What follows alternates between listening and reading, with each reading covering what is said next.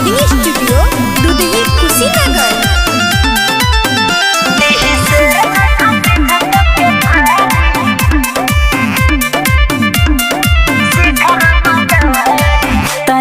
सीना महफिल में चहले पुलिस थाना सतन को ना डरे।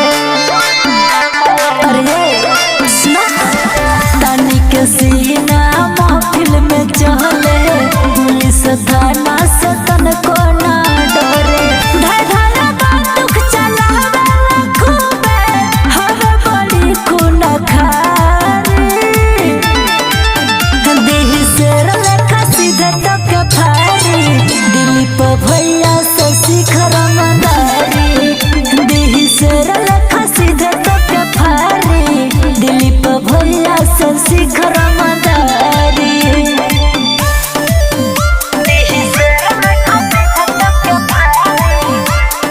म्यूजिक बाय कुमार जिया।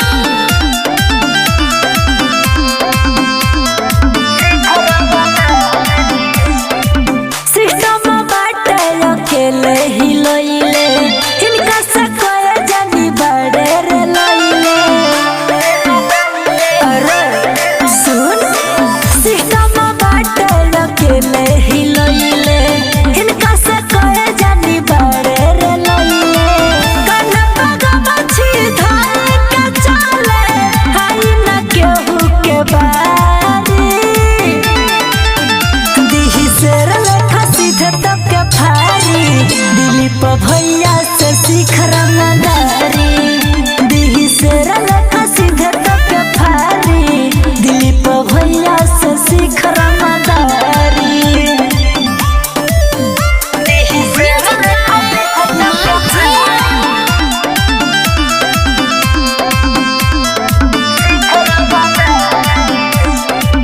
गोविंद सुमित कृष्णा महेंद्र इनका संगे में रहेला जितेंद्र।